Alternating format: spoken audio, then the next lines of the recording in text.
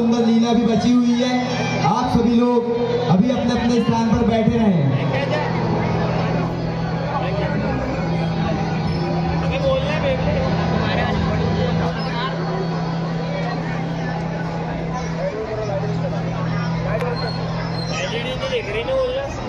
आज का प्रश्न है, जानकी जी का हरण किसने किया था?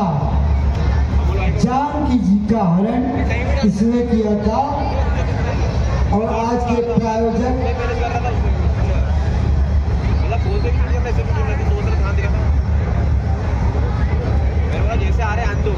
श्री शंभू फायरवर्क्स मार्ग में, आकाश मार्ग में जब जानकी जी को रावण हरण करके लेके जा रहा है तो गिरिराज जी जटायु ने देखा राम राम की रटन लगाए हुए, हाँ राम हे लक्ष्मण इसमें तुम्हारा दोष नहीं, मैंने क्रोध किया जो उसका फल पाया। राम नाम की आवाज सुन करके आकाश मार्ग में जटायु जी पहुंचते हैं।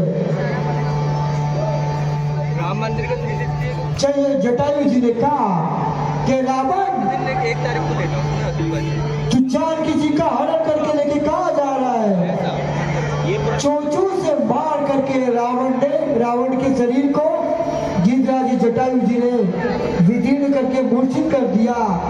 जब मूर्छा जागृत अवस्था में आई रावण की, तब प्राण गुस्से में आकर के रावण ने भयानक कटार से गिरिराज जटायु जी के पंख काट दिए, जिससे गिरिराज जटायु धरती पर आ गिरते हैं राम नाम का उच्चारण करके।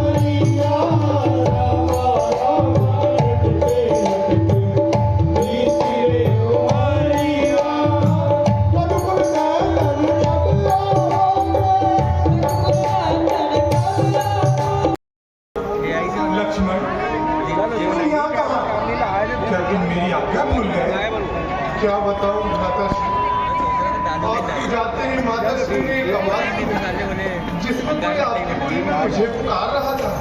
क्या कहा? मेरी बोली में? आप माताश्री, तो उसे तुम्हारा नाम किस प्रकार ज्ञात हुआ?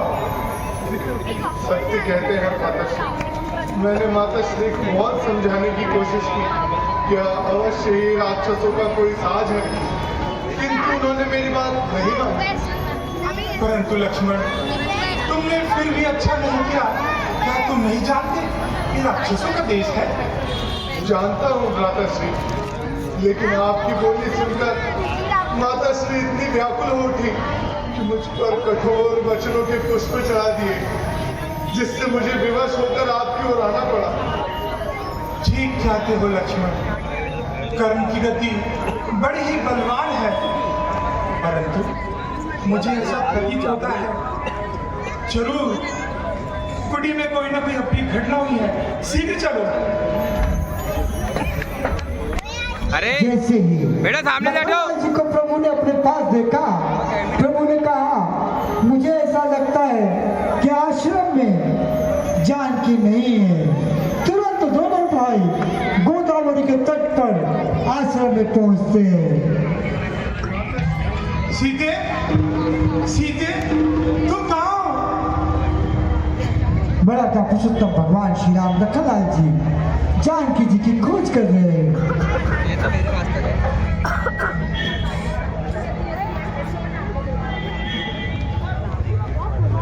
लक्ष्मण, जानकी तो यहाँ कहीं भी नहीं दिखाई देती। भैया, मैंने तो उन्हें इस स्थान पर किसी पाषाण शिला पर छोड़ा था। परंतु लक्ष्मण, जानकी तो यहाँ पाषाण शिला पर नहीं है। क्या बताऊं भ्राता श्री, कर्म की गति कुछ कहीं नहीं जाती। मैं तो पहले ही जानता था राक्षस बड़े ही कपटी होते हैं, अवसर पाते ही कुछ ना कुछ उपद्रव मचा ही देते हैं। सत्य कहते हैं प्रभु। जानकी जी के बारे में लखनलाल जी ने प्रभु से कहा कि हे नाथ, इसमें मेरा कुछ दोष नहीं है। आश्रम को जानकी जी से रहित देख करके श्री राम जी साधारण मनुष्य की भांति व्याकुल और दीन हो गए।